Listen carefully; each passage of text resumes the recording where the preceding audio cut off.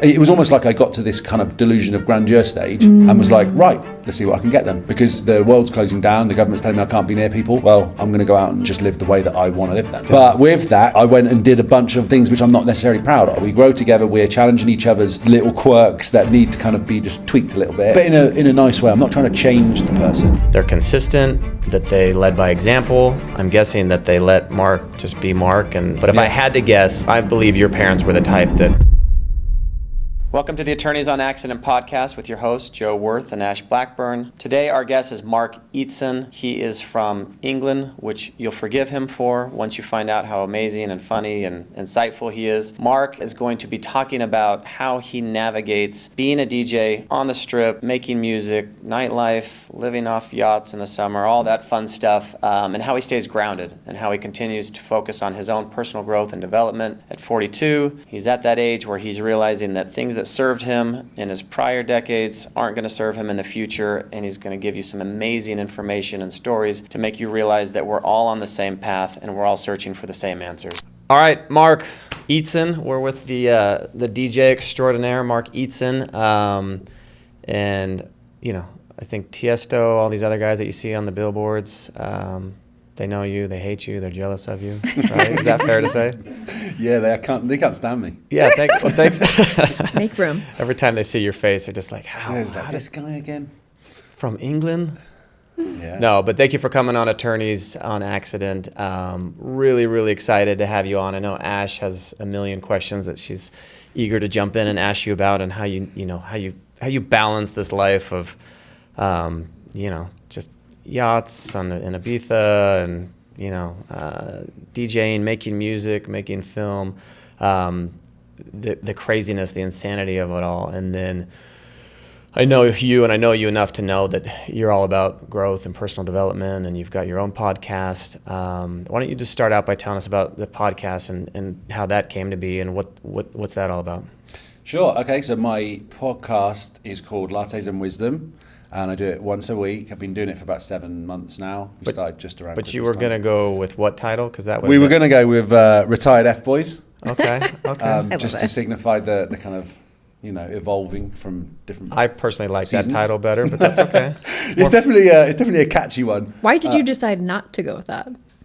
Because I felt like it was too tongue in cheek. Was it? Yeah. Yeah. Okay. But then you go into the Cosmopolitan and you see Egg Slut as your normal breakfast place. And you're like, maybe I would have been okay after all. Retired F-Boys is pretty dope after all. Yeah. But so my best friend who I do this podcast with, he lives in the opposite tower to me, and he's very, very fit, and he's one of my kind of idols in that sense.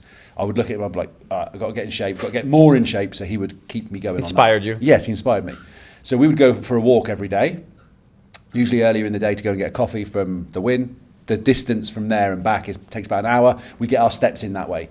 On that walk, every single morning to get our coffee, we would have a deep conversation. It just was naturally where we went to. Some friends you have where you don't, it's all like surface top level, and that's fine too. Like you have those friends, but with Pooya and I, we would always end up talking about some fundamental thing about life, or quantum physics, or like very abstract and interesting areas, but trying to tie it back together about like, what does that mean? Like, why are we thinking this way? Where are we?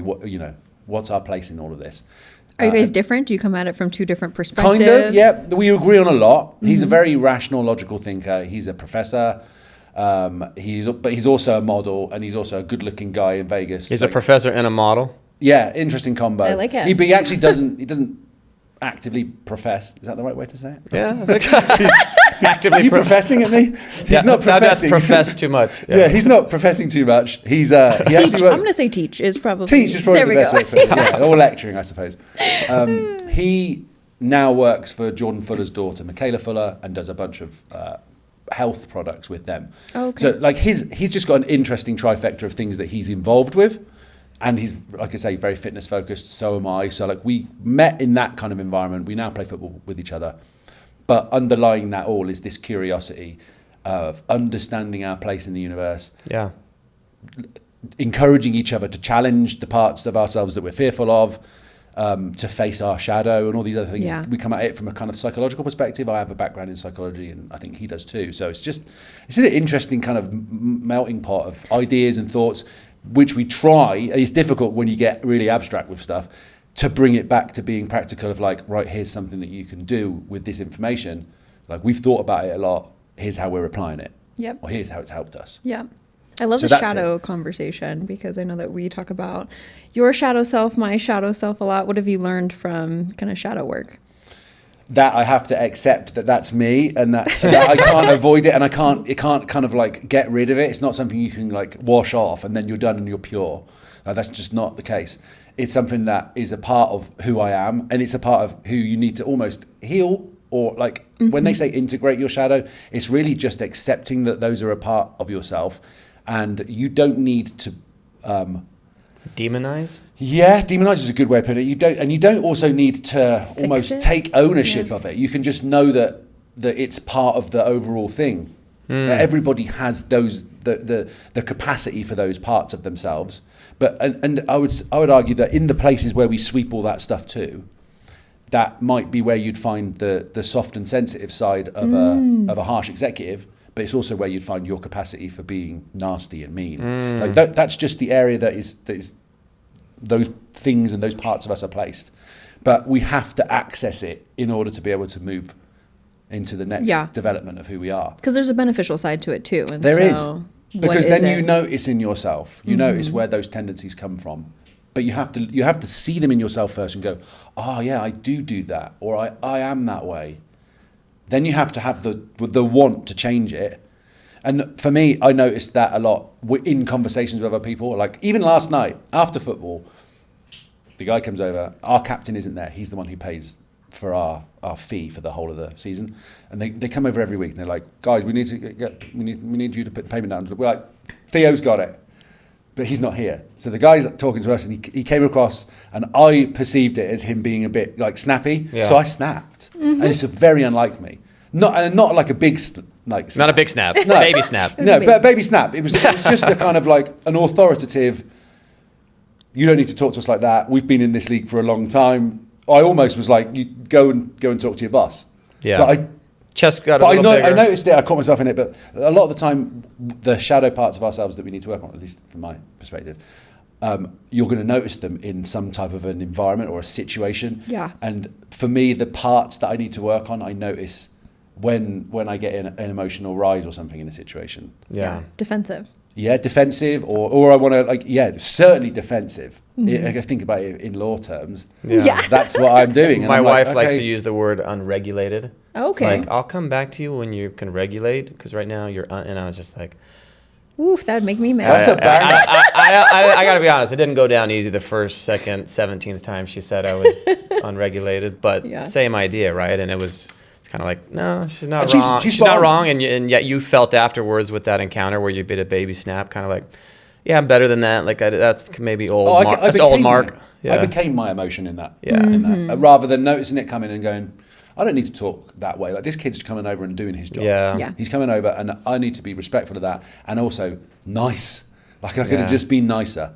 Really sorry, but our captain's not here tonight. We promised we're paying next week. We've been really good with it, and then have him be on side rather than trying to combat it. And you're 40. You're 43. Yeah. Yeah. So I shouldn't be doing that. Well, but I should know better. Right, but if you look back at 33 and 23. I'm 42, not 43 till next week. Oh, yeah. So you know. 42. But if you look back, prior decades, certainly it's good that you better. even you get quicker at catching it and being okay. I didn't need to do that. Why did I do that? Maybe even apologize or whatever. Absolutely. Yeah. And to me, that's what wisdom is. It's experiencing something, finding out how you reacted in it, and then you're either going to apply something different next time, which is if you've learned. That's what wisdom is. Right. Or you're in the same thing constantly happening. Until you die. Until. And everyone's like, good. Did he have any money for us? No? Okay, move on. You don't want to live that type of a life. So have you always been this introspective, or did it come to a point where you're like, okay, I keep living the same issues, I keep living the same problems, what's going on? Was there a moment for you? So many moments. There was actually probably a variety of moments that led to a big change in my life. And they came from like around 2019, 2020. That part of life for me was harder than other parts of life, if I'm to put it, to compare things. Yeah. As a kind of performing part of my career, that's the bit that I love and enjoy the most. So to not be able to do that during lockdown, and also some of the other, I'll tell you what, actually, considering I've thought about this more recently, the psychological aspects of being told that by someone else, the government, that you're not allowed to be within 6 feet of anyone, including, loved ones, did not sit well with me. And I didn't treat that well, that I was being told what to. I'm not someone who likes to be told what to do. An assault on your sovereignty. Not in that type of a way. You're not allowed to be near people. You can't stand up and, I remember being in venues and standing up and people would come over and say, you've got to stay sat down and you have to be in this area. It just felt too restrictive, so I rebelled. But during that rebellious stage, I also treated myself badly, spoke to my friends and family in a way which is not acceptable. I just became a version of myself. I saw a really nasty version of myself which was only concerned with what I could get out of things. I felt like it was almost like I got to this kind of delusion of grandeur stage and was like, right, let's see what I can get then, because the world's closing down, the government's telling me I can't be near people. Well, I'm going to go out and just live the way that I want to live then. Interesting. But with that, I went and did a bunch of things which I'm not necessarily proud of. Okay.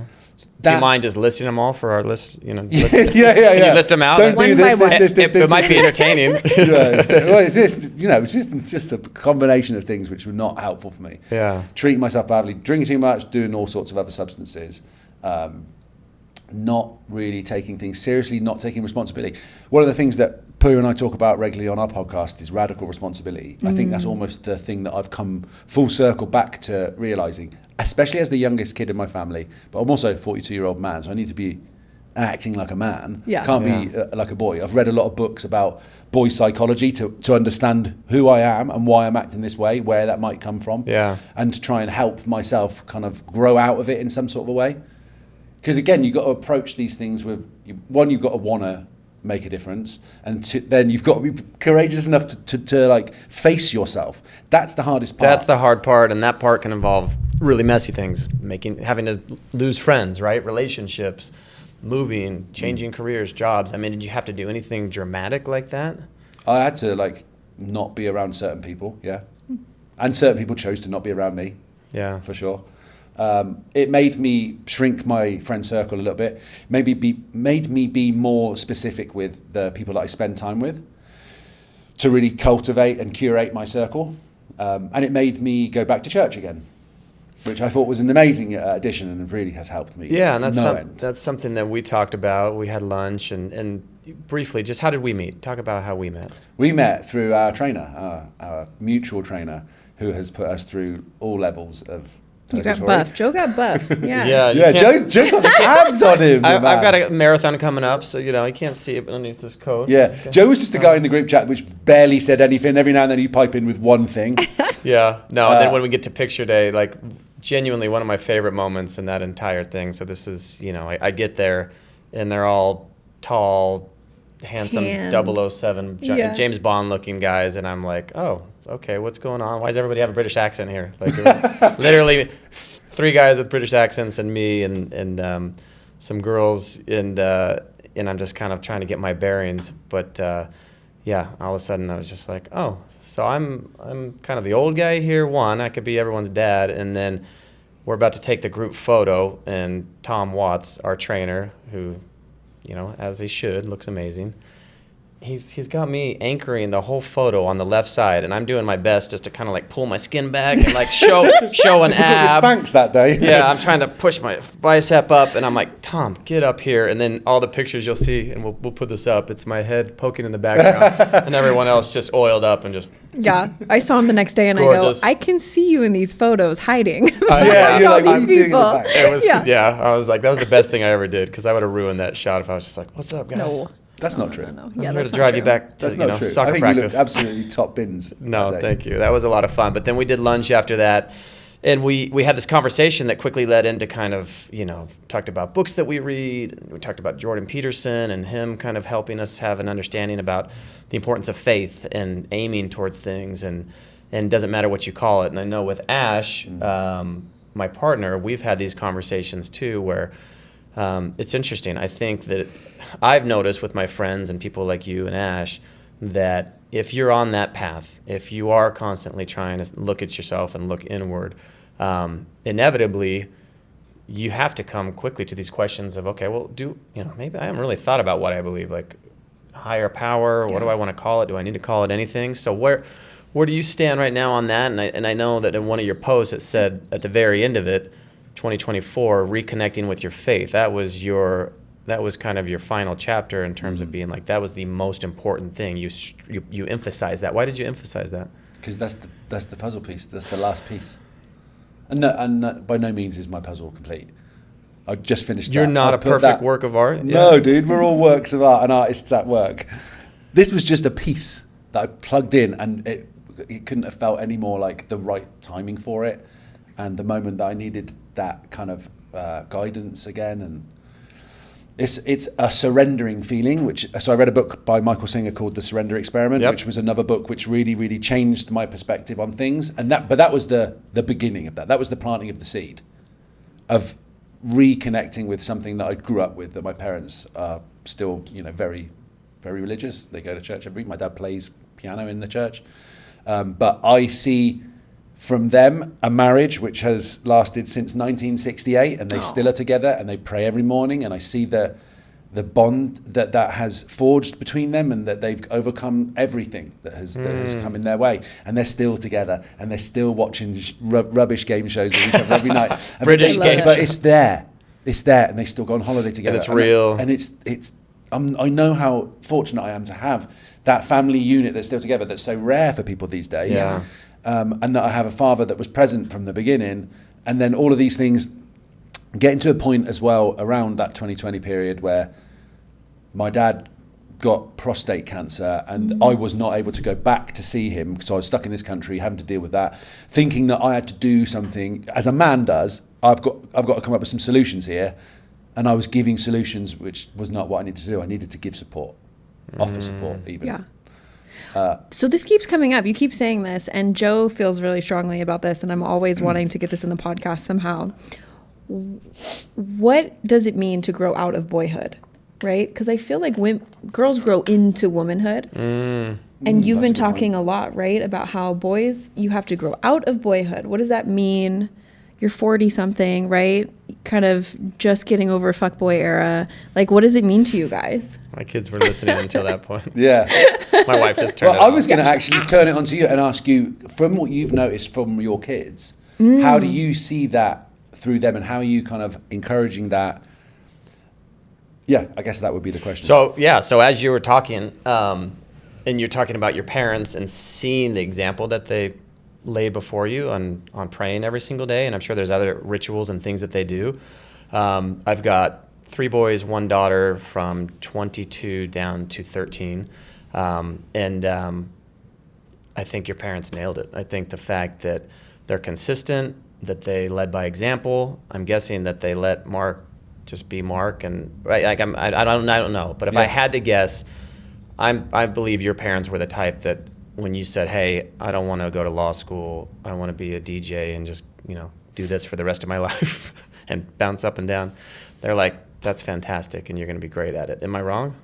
My mum didn't. She was more quiet than my dad was like, he's going to do what he wants to do. And my dad has a kind of music background too, so that came through him more than it did my mum. Although that being said, my mum now has, once she could see like... She was cautiously optimistic. Of course, like she like with any mum, I guess not any mum, that's generalising too much, but mums, parents want to be able to say, my son's a doctor, my son's a lawyer, or something like that. Right. She doesn't want to be able to go, my son's a DJ. Because that doesn't mean anything. It's not just Indian culture and Chinese culture. Yeah, even in England, they still want you to be a doctor and a lawyer. Yeah, they want you to have some, something from academia. Yeah, but in any case, it sounds like they've been an example, and that's what I think kids, as they get older, they can look back and they can come back to it, right? Like, Remy, your son, is you're consistent and he sees you going to the gym or going on walks or choosing the healthier options in life, then you can step back and do your job as a parent and actually just support and cheerlead and provide opportunity, teach them to not be an a-hole, right? And just to be really kind. And then they'll come back to that, right? When they get lost in the world or the lights, they can come back to being like this. My parents prayed every single day, and they're still happy, and they're still watching rubbish British game shows, right? But like the simpler things, right? And just kind of the real things. And you realize like, okay, this is fun. I can have fun here. I can do all this stuff. I can experience. I can go out there in the world. But you come back to that and that example, I think, that your parents laid out before you. And so what a gift that they gave that to you, right? And you'd recognize it. You realize how rare that is. And so that's what I'm trying to do. I know that what Ash is trying to do. That's a good parenting perspective. But like, when do you think you grew out of boyhood? And how did you grow out of boyhood? I had to get married. And I think me getting, being in a religion that the culture was to get married soon and start a family. And you don't just kind of waste your 20s trying to find yourself and then get serious at 30, right? There's a natural biological window to certain things and having kids and having grandkids. And so I've told Ash before that one of the greatest blessings was, and I didn't realize it at the time, was, my friends were all getting married and around the same time. So it wasn't abnormal. And then you go out in the world and you leave Utah and, and you kind of go like, oh, people are not getting married anymore and they're not having kids. And then now, you know how fast time flies, decades have flown by, and I go, wow, like one of the biggest blessings that I didn't appreciate at the time was just being a young father, and then now being able to enjoy that, right? Now that I'm smarter. You're still a young father.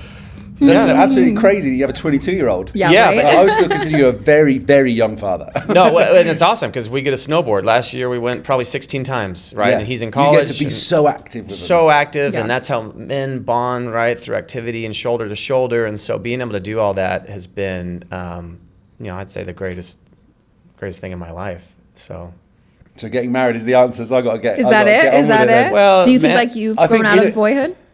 No. It's not good for man to be alone. I mean, that's kind of like one of the. Well, in the Bible it says something like you have to be children to enter the kingdom of heaven, doesn't it? Yeah. There so we go. I'm there trying The to. whole time. I'm bringing out my inner Flashed onto child. that. I do think that we should all not hold on to, but encourage that Sure. the childish nature in us to be curious, to be adventurous, to be open. That's what attracts in relationships as well. us- Children have that. They don't. They're very Agree. simple with relationships. Right, so you've got that gift, and Ash and I, and that people, I imagine all your friends, we're all attracted to that part of Mark, right? But you recognize, like, at some point, there needs to be some things. It's like, okay, I can be more mature in this department, in this 100%, area. yeah, and that's a learning thing. That's getting to the 40 digits in age. That's being in Vegas for 12 years and noticing that there's tendencies that I've got to be careful with, and that's just like, that's just growing up a little bit. But to your point, I'm definitely a better guy in a relationship. I had a relationship at the end of last year. We broke up around November time, but I just noticed that I'm just a overall more rounded, more considerate type of a person when I'm in that relationship. Because once again, the responsibility is not for me to be looking after myself. Then my responsibility is to make sure that they are taken care of. So it flips the narrative a little bit, and it just makes me A little less selfish. Yeah, and I love doing that. Like it feels like that's like. We get into the love language and stuff then. I like to do those kind of things. I enjoy, because I'm somebody who likes to make stuff, then if you're in a relationship with me, you're going to get like stuff made for you all the time. Like, Are you talking about macaroni? Yeah. Did you go there too? Macaroni necklaces? Yeah. But like cooking, for example, is one of my love languages. I love to cook food for my friends all the time. That's just one of the things that I enjoy to do, because it's part of how I have a chat. Yeah, you have a chat. It's a social thing, but then there's also this offering, kind of right? thing at the end of it. Yeah. Yeah. So maybe that's one awesome. of the things that I enjoy to do. But I don't know, man. It's like I'm gonna have to grow out of it at some point. But there's always elements of the boy. Absolutely. And that's just noticing those things. And isn't it compounded by living in Vegas and living in a city of pleasure and living in nightlife? This place is made for boys. It's for the boys, isn't it? It's like the boys are back in town. It's Pleasure Island, on Pinocchio. Yeah. Yeah. So how do you get off the treadmill? I mean, well, let me ask you specifically. Like, what specific boundaries have you had to set?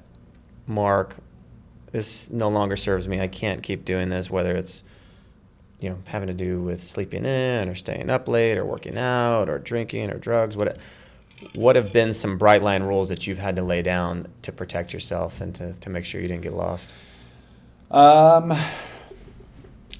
I actually went kind of a bit crazy to begin with and started making huge lists, which I stuck around my whole of my little OCD my tendencies. Yeah, like everything was just everywhere so that I could see it, so that I couldn't avoid it almost. Like there's my ingredients of things that I'm allowed to eat. Here's my goals list, and I'd split it into so many different areas You to went make full sure. memento. Yeah, because I needed the accountability. Another thing which really helped me, I heard you talking earlier about a life coach. I had a life coach for a short period. And I actually he texted me yesterday out of the blue, hadn't spoken to him in a while. It was just so lovely to see his name come up. Yeah. His name I associate with such beauty and the feeling Yes. of, like, even now I'm getting goosebumps Yes. talking about this. Because Can we zoom in? that's on the, wild. Those are legitimate. That's wild. But his guidance and the neutrality that he would approach things from, his just to have that person to talk to you and to be there every Monday, to just honestly, a lot of the time, echo back the things that I'd said. Yep. And then I'd be like, yeah, I do know that. Yep. It's that okay.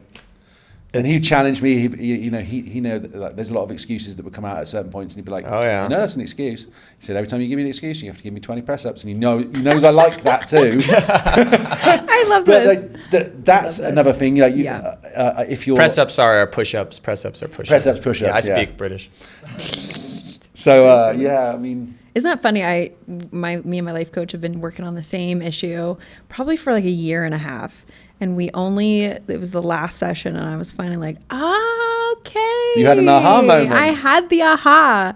But yeah, a year and a half I was going, and I'm like, I'm so over having this conversation with you every single week. It's so frustrating. But man, when you reach the I was going to say, if end. you don't have to share what it's to do, because I realise that could be very private, but could you touch on what that area is for you? Is that So you were talking earlier about just being that person that like pushes to the extreme, right? And the problem with being somebody like that, I too am like that, is like I feel like I can do almost anything, right? And so anything comes to my door, an opportunity, and like I want to walk through every single door. And I just realized, like, to what end? Are you really happy with doing all of these things? Could you pick one and do it all the way? Because I just felt what the big push was, I feel my body shutting down, like my adrenal glands are shot. And I'm telling her, like, everything's okay in my life now, but I still have these fits of adrenaline over nothing. And she's like an anxiety or panic attack? it's not, no, it's like mobilizing, right? It's like, oh, here's this opportunity. Okay, I got to get this in order and that in order, okay. and just mobilizing. And I do it over and over and over again, instead of like just slowing things down and enjoying my backyard and drinking a coffee and being present. That's ultimately what it was. So I had a very good aha moment of like, no, I'm going to be present in every moment of my life. That's amazing. Yeah, and it's brought me a lot Super of happy peace. for you. Yeah, that's amazing. It's very cool. It's amazing to hear. Do you know what's so interesting about that is that we're so avoidant of being in the present a lot of the time. Yes. Like, we're constantly either bothered by things that have been, which are no longer around, and are something that's just only living it up here. It's all living up here, isn't it? Right. Yeah. Or we're projecting outwards and worrying about something that's coming up or That hasn't even happened that yet, may yeah. or may not happen, rather than just being like right here, right now, which is basically all of the phrases from all of these gurus. Be here now, be present, the present moment, the present moment, the moment that was what it was before you had a feeling about it. Yep. I love that phrase. It all comes back to that, yeah. It's all that. It all trickles back to that, the all-important truth in life, which is, we've only got this moment, right? Yeah. And we've only ever had this moment. So be in it and be with the people that you're with and engage with them and get deep with them and get open with them and listen to them. Like that's the best. Those kind of conversations, I can be there for hours. I don't know what time it is. I don't care. It's just, you're just... What would you say, so this I just popped in my head, and I feel like you're going to have some amazing wisdom to distill to our, Don't put me on the spot. listeners. So pressure's on, but if your Instagram feed is like mine or like Ash's or a lot of people, right? Like you're trying, you're doing the work, and it comes up with all the trite platitudes, and it comes up with all the motivational stuff, and you kind of start seeing the same ones over and over, and they quickly become, I've noticed, they've quickly become just words, right? What advice would you give listeners, or maybe you have it for yourself and you just got to think about it right now, on how to actually like slow down and make them be more than just words, but to start living them and applying them, because that's something where I didn't realize it was something that I was good at or better at. But a lot of people, I think they remain words for a long, long time or forever, and they just see them and think, oh, that's nice, and then they don't do the work to apply it. Yeah, I mean, you talked about a year and a half with your life coach. To me, that's the work. Like, what do you continually realize, like, oh, this is just work, and I just like working out. I can't stop ever, right? I want to feel good forever. I want to feel good spiritually or emotionally. What work do you realize I've got to do this every day? Is it prayer, or what is it? Yeah, it's a good question. It's routine. It's routine for me. Practice. Yeah, and it's to make those parts of my day something I look forward to, rather than it feeling like it's a drag. So I make it very certainly. I do certain things that allow me to kind of feel plugged into the moment, or completely relaxed.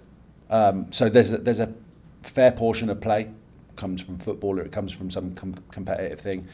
I think it's very important to challenge yourself physically, because that's the gateway to controlling up here. So if you push yourself to do something that you don't want to do, like go to the gym or go for a walk or go for a run or do anything active that makes you move, first of all, you get out of your environment of being static or in your head, and you're moving. So it's obviously beneficial to the body and everything else. But then the mental conviction that comes from that you did something that you didn't want to do, that actually shows you that you're more than you thought you were.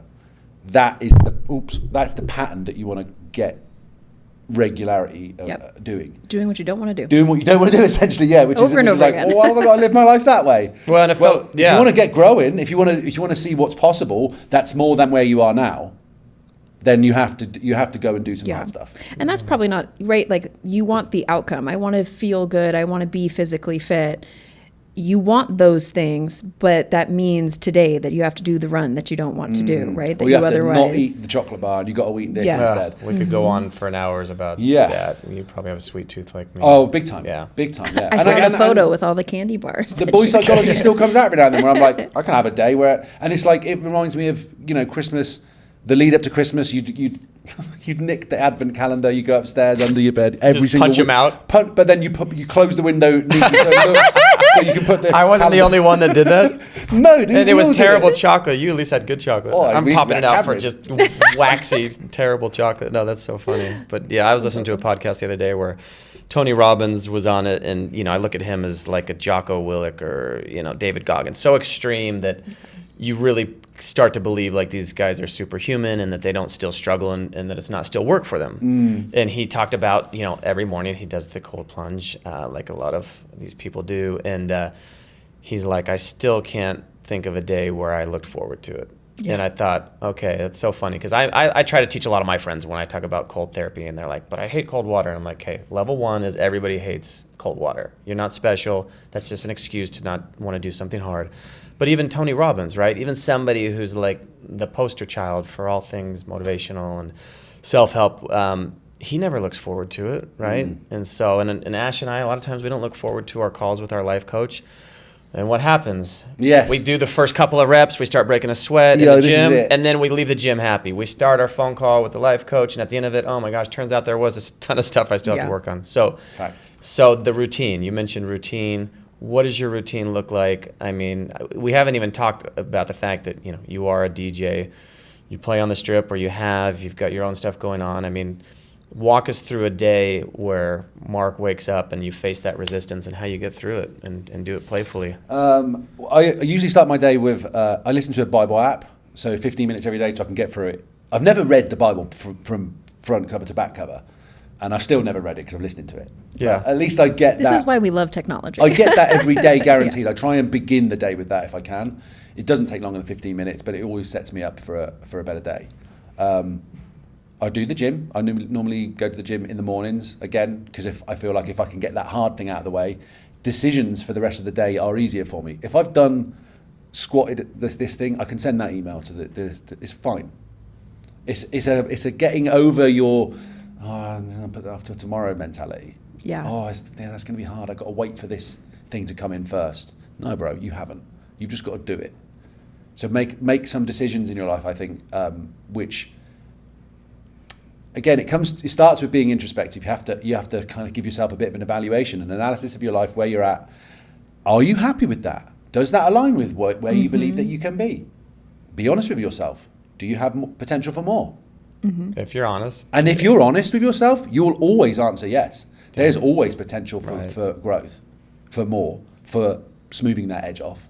We're a sculpture, and we can go in and chip some extra elements in, and it's never ending. Yeah. There's no point you get to where it's like, oh, and I'm done. Yeah. I did it. I'm the perfect human. Well, No, you're not Jesus. I don't bro. know. When we did when they did the photo shoot, you looked. Well, you were kind of close. You were kinda close. If I'll tell you what, if you'd have come round to the front, we would have framed that. It would be on the wall. I love it. I imagine the. So yeah, routine. Your routine. What were you gonna say? You imagine? No, just I'm saying. I don't think after all the vacationing, you can no longer wash your clothes on your abs anymore. No, not anymore. It's all right. They'll come back. Too many chocolate bars. We need another photo shoot. Little external motivation. How does travel help you recenter? I know we talked about this before the podcast. I like but traveling talk about it. actually. So, certainly on like long flights and stuff, is kind of like a think space for me. I know nobody can get you.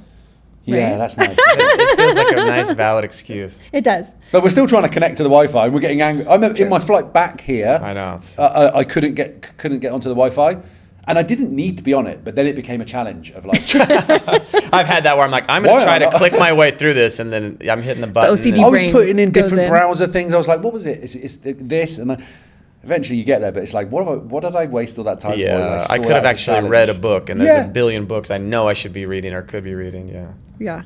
Yeah, that's so traveling. I guess I spend a lot. I write a lot when I'm traveling, or I note things down, how I'm feeling, and Pen to paper or on your phone? pen to paper most of the time. Yeah, that's one thing that helps me. You mentioned praying. I mean, I actually think that praying is the highest form of thought. So I believe that what we say in our prayers is active energy that can actually work. I genuinely believe that. And after seeing how my parents still are, and it's like that's a clockwork thing for them. 11 a.m. they sit down and they do their thing.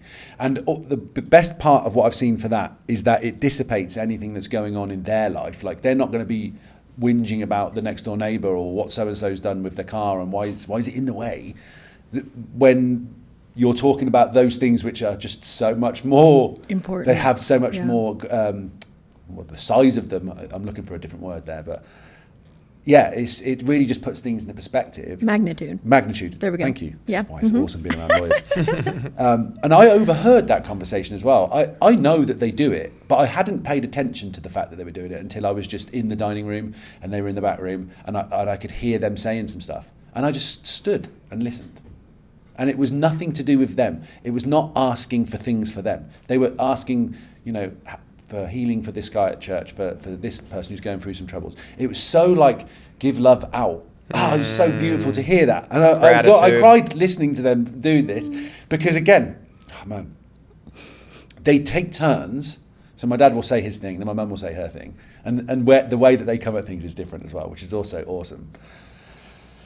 But it's the highest form of thought because it removes you from the equation. It puts out to God, and it says, I don't know what to do here, but give me some guidance. Please help these people. These are things that I care about, and it also is a kind of cathartic process, a bit like talking to a therapist. Yeah. Because you say it out. The more stuff that we keep in our head, the worse it gets. Honestly. Yeah. It's one of the reasons why I like writing things down because it feels like it's gotten out of me. Yep. And same with talking. You're making me think of a Naval Ravikant quote where he says, we don't want peace of mind. What we're really searching for is peace from mind. Yes. Right? Getting out of our monkey mind. And Yes. and I always come back to that where I'm like, oh, that one kind of hit me where I was like, so much of what we're looking for is to get out of our own head, right? And that's why faith and service and in a relationship, it sounds like you've come to realize that like, oh, I've been going about relationships the wrong way, and now it sounds like you're learning that the proper way to have a lasting and meaningful relationship is to actually focus Serve. on the other person and serve them, right? And again, can sound really easy. You can say it and then not realize how profound that is, because that really is the secret. Is like, it's not about you getting all of your needs and wants and everything fulfilled and met. It's if you wake up with that, I'm just grateful you're here. I'm grateful I get to share this with you, that you get to witness my life. I get to witness your life in a world with billions of people, and that gives it meaning. So that's really cool to hear that you're coming to that growth on your own. And, age is a great teacher, but at the same time, some people don't do it. So I got to give you credit for seeing that example that your parents said and trying to find that yourself. Absolutely. Cheers. I appreciate Yeah. that. They say that we look for the same qualities that our mother has in our partners. So I don't hold much hope for the women that are out there, because she's perfect. That's so nice. Of course you say. Maybe that's what makes it so hard. Yeah. I have got ridiculously high standards, but and I've thought to myself before, maybe I should just lower my standards. No, you shouldn't, dude. You should hold not. those high standards and know that that's gonna attract what, the right. What happens there happens at the point that it's meant to happen. To what you were saying earlier. Yeah. Sometimes it just takes you got to go through this process. I have to go through the process of being Yep. on my own for a bit to give that love to myself, to develop who I am, so that the right person goes, this geezer, he seems This is the fun. one. Yeah. But I won't do that if I'm just masquerading it or pretending that I'm it. I've got to be it. I have to be the partner that I want to attract. That's the most important thing, I think. And for me, so much of what you were saying, like, how do you put into practice the books, the teachings? For me, it's putting pen to paper. Like, if I'm not writing in my journal every morning and like intentionally saying, I am going to go to the gym, and then I am going to read these books, and I'm going to do this at work, I won't get to the end of where I'm trying to go. And so for me with dating, which, I struggled with for a bit, just She writing. dated a couple Marks. Oh, did you? She had fun. Hey, I'm not saying I had she a good didn't time. have a good time. Yeah. But actually writing down all the qualities that I wanted into a person, and to your point, not lowering my standards and meeting the person that I would normally go for and going, you know what? You don't match what I wrote down on this paper. When I had sound mind and knew the end goal of what I wanted, you have to be a no. Yeah. And just going through that process. Yeah, fool me 16 times. Maybe The 17. wrong guy. Yeah. That's so true as well. It's so and and to be able to say no, that's hard. It's hard. Why do I feel tempted to turn this into like a dating thing where it's like we put your stats on 6'4", right? Yeah. 8-pack. Available. What's on the list? Yeah. Creative, fun. That's a good one. What is spontaneous. on the list? What's on the list? Perfect On the list for what I want from my Yeah. partner? Mhm. Yeah, let's just. Well, family let's hear it. orientated. I want Okay. somebody who's funny, actually. I want somebody who's light-hearted, who's open-minded. Someone who's adventurous, I guess. I think I want a partner who I can get to know for the rest of my life, who's like my bestie. Yeah. Yeah, don't say I guess. You need someone adventurous. Oh yeah, absolutely. Yeah. You're going to Ibiza and you're going to be on a yacht Yeah. with her. Maybe another. I actually used to think that I needed to be with another creative person so they understood me, but I don't think that anymore. I think that understanding someone is just down to how well you communicate. Yeah. And I just needed to be better at doing that. I needed to not guard so much or be as defensive. Yeah. And just offer more of myself. And to your point, I think like that's the openness, right? Like if somebody's open, then they can be with somebody the creative, like whether they're an artist or not. I don't know if there's much more attractive qualities to me than someone who is open. Someone who's that comfortable with being themselves, who's that, like, this is me and all of me. They're so alluring. Yeah. You want to be around them because they're just real and there's no filter. Yeah. And you're like, I can't believe they said that. But also you're like, that's so dope that they did. They just bring a vibrancy to things, a vitality. And I like that type of a quality in somebody. I find that really, really just brings me in. Yeah. Because I feel like we're all, and especially with getting older, we all hold on to the way that we see things and our beliefs. So if I'm with someone that actively challenges me and vice versa, then I think that we live the most fruitful Grow, life. yeah, 'Cause together. we grow together. We're challenging each other's little quirks that need to kind of be just tweaked a little bit, but in a nice way. I'm not trying to change the person. I'm trying to understand. Yeah, we're growing them. together. Yeah. That's it. I'm going to manifest this. We're going to be sitting there with her. We're all going to have like Yeah, a little relationship chat. Can you find it in Vegas? We, one of our attorneys, one of our attorneys in our office, he feels like it's just difficult, and we kind of try to help him along with having a whole mindset about it, right? It's not just, you can't wipe out a whole city and say there's no available women and wonderful women. 3 million people here. You can find it. You're in the wrong place. But it does attract some opportunistic type personalities who are, maybe a little bit more immature. I mean, would you say that's true? Have you seen that? Yeah, that's definitely true. Yeah. Yeah. That's the demographic. Yeah. What is your take on Vegas? I mean, like, if you're explaining your experience, you've been here how long? 12 years. 12 years. Like, if you had to kind of give it like a little quip as far as how you feel you've seen Vegas evolve and change, like, how do you explain it to your friends when they ask you about living here? And they all think I'm living the dream, which to some degree, I guess I am. Yeah, is that hard Yeah, for you? let's be fair. Yeah. It's hard for him to be like, no, I'm not. Wait, that's It's like, I'm not living the dream. Yeah. You want to downplay it, but then you're like, it's actually pretty sweet. Yeah, and it's very humbling when my friends come to visit as well, because you get used to whatever you're doing, wherever you are. Yeah, after you some quickly period of get, time. it's familiar. And because I'm not so much in the scene of like engaging in the strip and all that kind of stuff, I'm like, I feel like in their heads they're just like, yo, he's out every night and he's with Calvin Harris and now he's with Rihanna and he's with this, and I'm like, it's not quite like that. It's like 30%. It's like 30%. Yeah, 30%. Yeah, it's a wild place. It's a wild place to live. Dating here, I suppose I have dated a little bit, but not as not for as long a periods as I would like. My main relationship here was only 1 year long. It was a very tumultuous relationship. Over 12 years. Over 12 years, I had my Wow. not my longest relationship in Vegas, Okay. but the one that meant the most to me, the one that I felt like I was closest to something with that. Yeah. But we broke up, and she now lives on the other side of the country. But again, I learned some stuff from that relationship. My friend yesterday was like, "Oh, dating in Vegas is hard," and whenever someone says that, I want to challenge everyone. Yeah. And I'm like, dating's not hard. Your viewpoint on it is. Yeah. But I just bit my tongue and I was like, okay, I'm going to let him just get the thought out, because, yeah, maybe it is. Maybe I'm delusional, making out that it's not difficult. And I'm just of the belief that there's 3 million people that are here. There's 3 different parts of the city. You know, you got Henderson. You're a catch. There's places that I can go. I've got to start True Fusion, or I've got to go to Whole Foods. Yeah. I'm going to start hanging out at dog parks. Hang out at all Where's that. that weird guy? He ain't got a dog, has he? I just want to find my partner.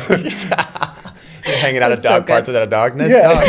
yeah. What kind of dog is that? Yeah. Then they can't ask you anything back. No, I think it goes to what your point is, though, right? That I think the trick really is to, instead of thinking there's nobody there for me, how can I be who I want to be for the partner that I want, right? And so to your point, you want a girl with a dog that's like a dog lover. That's where you should be, is the dog park. That's exactly right, you know? So That extends out from relationships and partnerships. Absolutely. To everything, Life, though. yeah. Way that you see things and the way that you approach it, your perspective on it, will dictate how things come to you. Because otherwise you might miss the opportunity. Yeah. If I'm walking around being like, I'm not going to find my missus here, I won't. Guaranteed. And she could walk straight past me and I will be oblivious to it. No, it happened to me on the way here. We're at the Pod Place. It's called the Pod Place. And the car in front of me, the license plate said Pod something, like 07 and some 3 numbers, right? And I'm like, it's so funny. I was already primed to see Pod. Like I would have caught my eye, but it's just, That's your reticular prime activating me. system, yeah. Right. Like, don't think of a pink elephant. Oh, all of a sudden, there's no one in Vegas for me, and it's like you're gonna find somebody, right? Because you're going out there and saying, no, like I'm just working on myself, and I'm gonna attract, the right person. And Yeah. And that there's a conviction that comes from having a faith on that and knowing it's going to come when it comes. I'm just going to do my part, and then what happens. the other good question that I like to ask people that say that and like, where's my person? And that I think now retrospectively had to ask myself is, do you think you're ready for a partner? Yeah. One of my best friends and business partners said the same thing to me. I was like, I'm open, I'm ready. No, sorry. I was saying I'm looking for a relationship, I'm ready to settle down. And he said, yeah, but you open to it. And I was like, what does that mean? And then I sat with it for a while and I was like, I'm not. I'm not. I'm saying I am, but I'm still commitment phobe a little bit. And my last relationship, I noticed that I was kind of a little bit removed. I was getting there, but I was trying a bit too much. Yeah. It's got to be natty. Where does the phobia It's come got to from? be it's got to be natty. It's got to be natty. Define natty. Oh, natural. Natural. Sorry. Natural, yeah. That was a, Yeah. But where do you think the phobia comes from? Because I think, Commitment phobe? because I do feel like wanting all the options. yeah. Which is Okay, the well, Ash youngest is nodding boy in the because- family. Yeah, Ash is nodding because her thing is, wanting it all, but realizing. Hey, settle down, okay?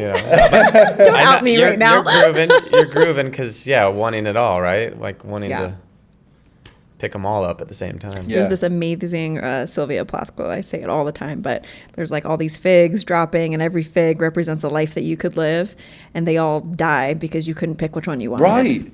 Just looking This is the around. awful It's me thing of every it. I'm time. 42 and I'm like, I should have picked one by now. Just pick one, stick with it. There had to have been a good fig. There's definitely a couple of good figs in there. Yeah. In fact, I would say all of them are good figs. I was not the good, whatever the opposite of a fig is. I was not the fig that they were supposed to be figging Yeah. around with. Figging At around that with- time. Hey, we don't have It's to all At the that process, time. it's all the There we process to go. get me to where We don't I'm have at to edit now. that. So, like, do you think you're open? Do you think you're ready? Do you think? Yes, I do. Yes, I do. Yeah. I'm working on the open I believed it. Yeah. All right. All Okay, right. that- Yeah, Ladies, it's he's ready. it's trying to stay open to that. I have to be more active on that though too. I've got to like go on some dates and stuff. Yeah. I can't just sit and wait for something to land in my lap. Yeah. Well, don't you think it is harder, right? The older you get, the more in a routine that you get, and then it's harder to let anybody else into that routine, right? Facts. Mm-hmm. And also my routine is definitely better than their routine. So they're going to have to join my routine. You're gonna have to do Yeah. So essentially I'm asking You're somebody like- to come and to be employed by me. Yeah. I'm not going to go to I'll your pay you crappy for gym. it. You can come to my nice gym. Yeah. No, that's important. That's Yeah. important though. Also to keep the flexibility there. If I'm looking for openness, then I need to maintain Be that within open. myself too. Meaning I need to not be too strict with my routines, or at least have some maneuverability there that we can do some fun stuff together. Which I'm not like stuffy or anything. I can have a good time. You have I green don't socks think on. anyone- Nobody thinks you're I don't think- stuffy. What are you talking about? I got green socks Look on. at your hair. Yeah, I think no one's ever accused Mark of being stuffy. Yeah. So But even that, I even feel like I'm getting stuffier as I get older because again, like just as time passes, you double down more on your beliefs. So to be around people that subtly challenge those things and just remind you to stay open-minded with stuff. Like no one knows anything really. Yeah, We really so don't true. know anything. We're all figuring it out as we go. yeah. Yeah. So the Ooh. more you can come at it with open arms, the better. You said something earlier that I really liked, that we're all living in a dream. What do you mean by that? That actually came from the Four Agreements. Have you read that? Yeah. So the film that I made, I put a little chapter in there where he's talking about dream as well. The name of your film. The story of everything. And what is that about? What do you tell people when they ask you about it? It's the greatest story ever told. The story of our existence through time, humanity's flourishing, and the fact that that's only a blink in the cosmic history. So I take people through a cinematic 90-minute movie to music. There's no real speech in it other than like TED Talk type stuff, motivational type things, but no actors. It's all a visual cinematic trip through time. How can we From find that? How can Big Bang viewers to find now. that? It's on YouTube.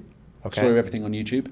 And then I did a show at the IMAX in the Palms Theatre last Really? October. We where gotta did get that in the we Sphere, did you know we did what it I with mean? Like, that 150 would people. Yeah, I be would love to do it in that environment. In that environment would be amazing. best, for Yeah. sure. I'll yeah. make a call. Yeah, if you know anyone or anyone that owns any planetariums, we can do it. The idea being like it's a surrounding Immersive. experience. Like I wanted people to feel what it's like to be a particle of light being burst through all of time, to experience what the Big Bang might have looked or sounded like, even though it scientifically can't. Like there's no sound, there's no Right. atmosphere. You're like, But guys, anyway, you're like, guys, I know. no, I'm getting- honestly, I'm at getting the into beginning of the time, weeds. there was music. That was what happened. I love that. So yeah, I put that together and then told that story because again, like we were talking about before, we're all storytellers and we live under this like meta narrative of creation. Yeah. And that we're that either there is a creator or that we're a part of that creative process, co-creating our reality. My message in this movie was to kind of draw, was to shine a light actually on the fact that despite being the most connected we've ever been with phones and emails and the AI generation, and I can FaceTime somebody who's on the other side of the planet, we still feel the most disconnected. The most disconnected, Certainly, yeah. maybe even more so. My view on that was that I felt disconnected from myself at that time. So that process of making that reconnected me to myself and to the love for why I do this. What I want people to feel like when they leave. So it was in the trailer, it was like we're the most connected ever, yet we feel the most disconnected. And then it's like, here's human history. And I did it all in the trailer's only 2 minutes long. But when you see a snapshot of everything that's gone on from, space to the revolution that's happening now, Yeah. and human history and what we've managed to achieve and landing on the moon and stuff like this, things that have happened, but it's just like, oh yeah, we landed on the moon. Dude, have you looked at the moon? It's nuts to think that we've managed to get there and that now Elon's on Mars. Dude, what's happening? Yeah. So anyway, I wanted to give people a message of hope. Again, I was making this movie around 2020 time, so I had a lot of time on my hands, and that was the one good thing that came out of that period for me, was that I really poured everything I had into this sort of statement piece that I could share with people that hopefully, in my eyes, reminds them that they have the capacity to make those changes in their life and that they can do it. Yeah. Okay, I'm going to watch that. It's dope. As you're talking about feeling disconnected, I'm going to tell both of you something that you'll never unsee. It's one of those things where once you hear it, you're like, oh man, you're going to see this everywhere. So Simon Sinek has a quote where he says, maybe it's Jonathan Haidt. He says, we come together to be alone.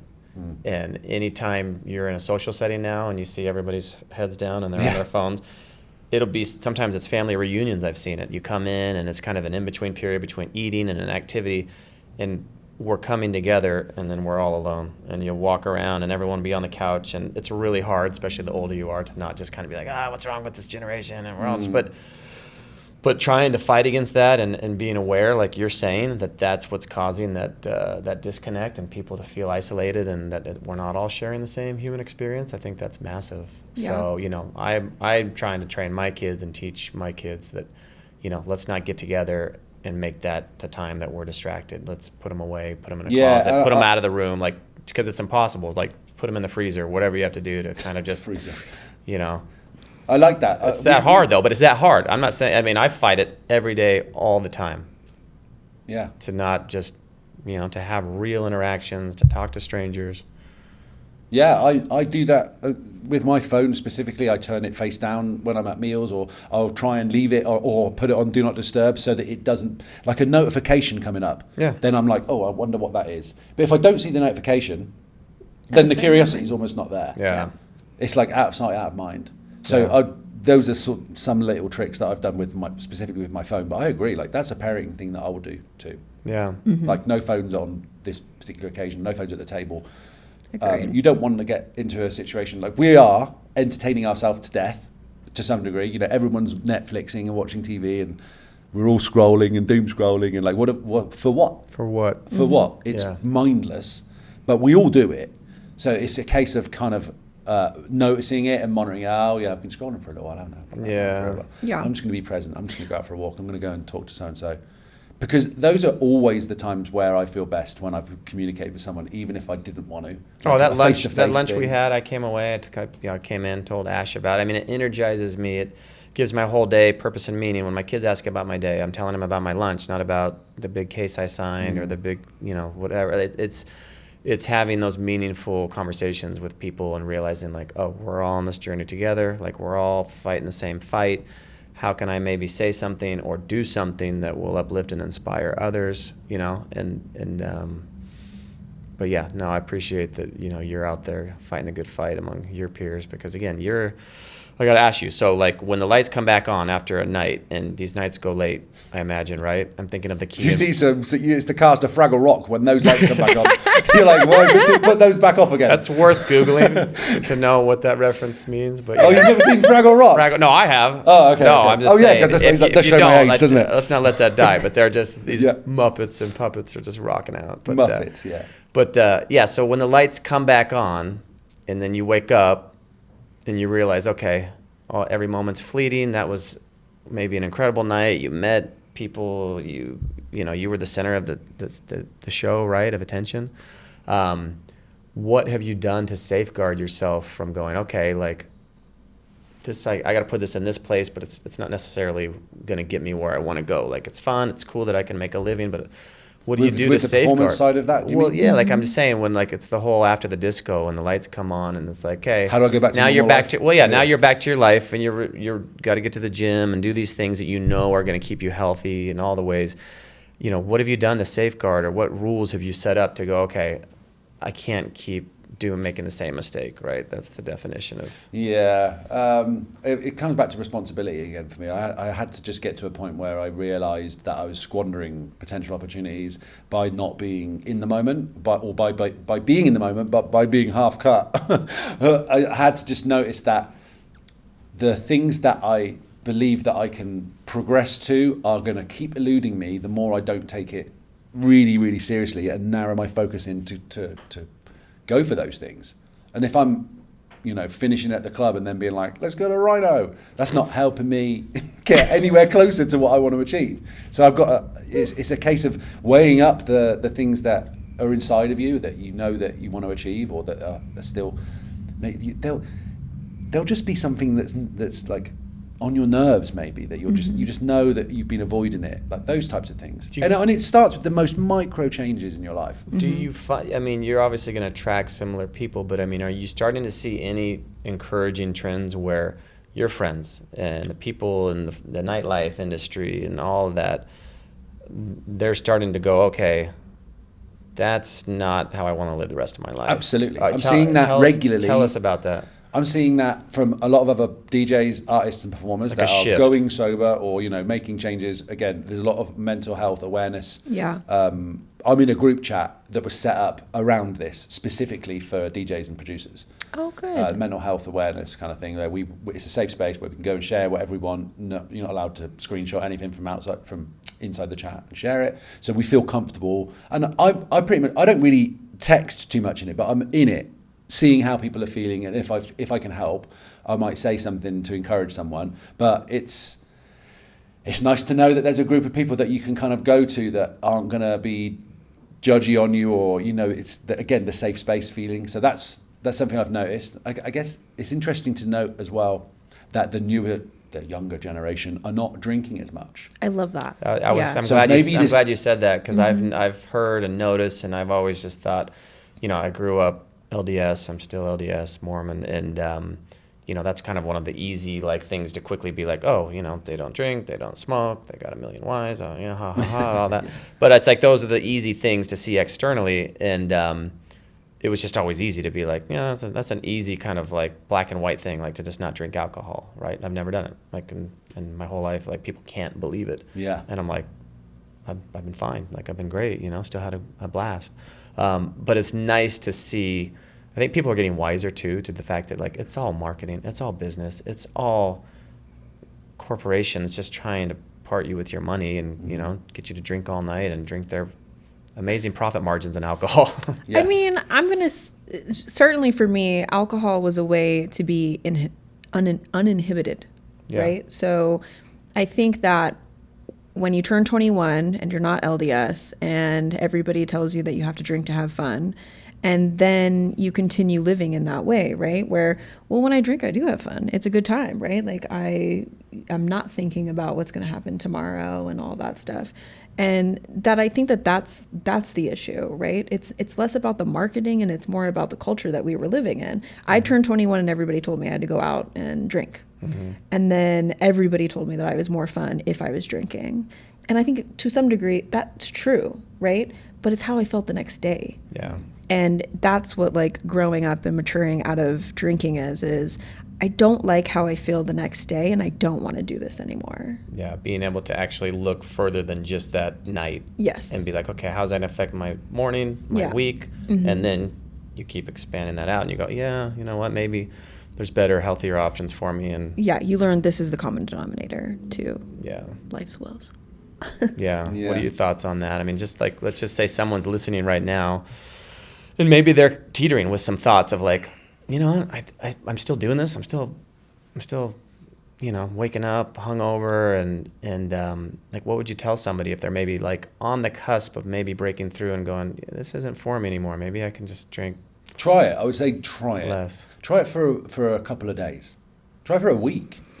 Try and do a period where you're giving yourself a window. By the end of this, then I'm not It doesn't mean that at the end of that you go, all right. Start small.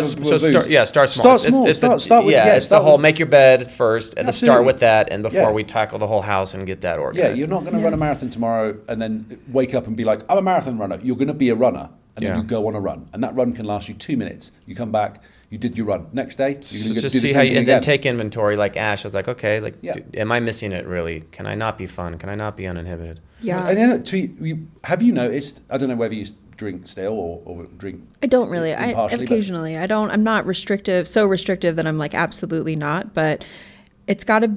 What I found is I have to be in a safe space. Actually, right? That a lot of the drinking that I was doing was in very dangerous, very bad spaces around bad people, and that were. Yeah, kind of. Just getting eaten alive. You're drinking kind of, yeah. Where were you hanging out?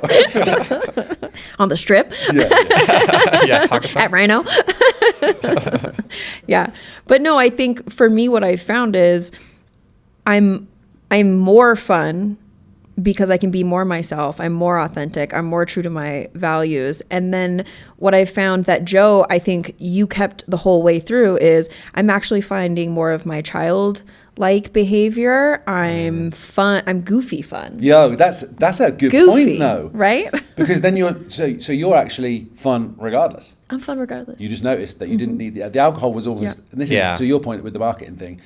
We're fed that. We need that in order to feel the Yeah. way.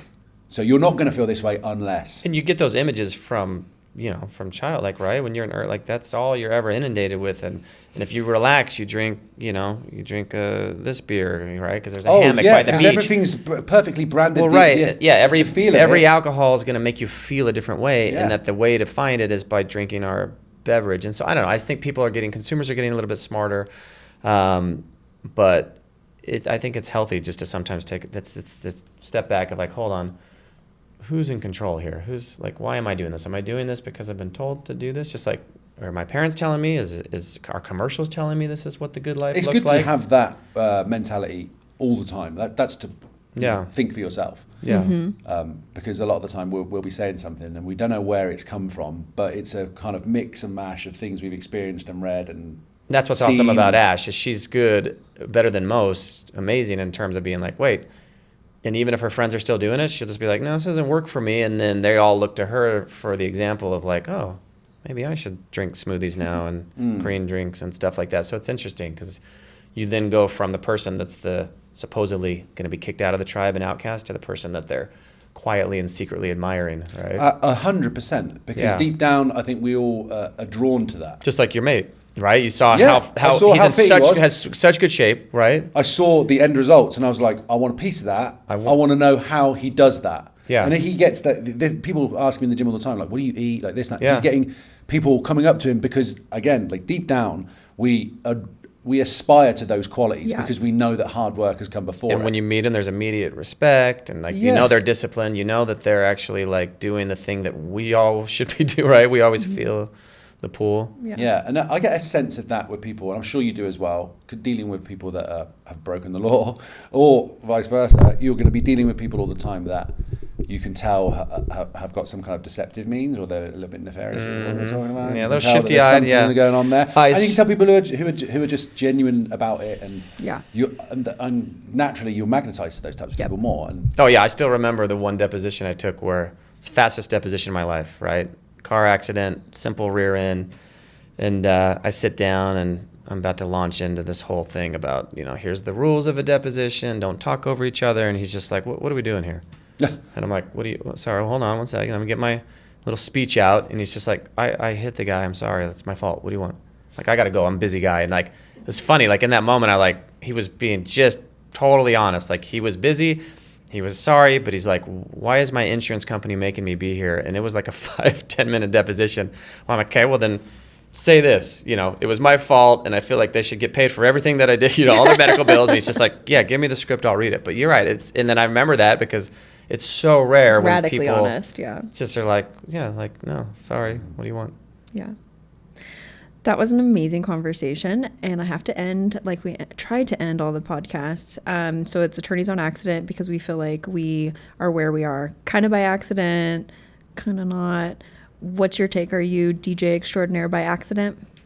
No, I don't think so. I guess there's elements of things happening, but I think it's a combination of what I have been gifted from God, what I've been gifted from my parents and my upbringing. It's a little bit of nature and nurture. I think that I was very lucky that they encouraged that and didn't block me off and say, no, you've got to do something like this. There was a flexibility and an openness to that, which I've obviously tried to carry through my life. But you were going to be a lawyer like us. Yeah. Yeah? Yeah. So how do you end up making that turn? I went with what felt most natural to me. When I was studying law, I was more interested in music, and I was more interested in learning how to make music than I was going to my lectures a lot of the time. I went to most of my lectures. It's not like I flunked them. But I was excited to get back because I wanted to learn how to make music. And I was putting on, like bar shows and stuff around the university. So I guess that the social aspect of that and being able to create something which was it felt like it was totally my own thing. I get to express it that way rather than with law where I wasn't connecting with law the way I thought I was going to. Yeah.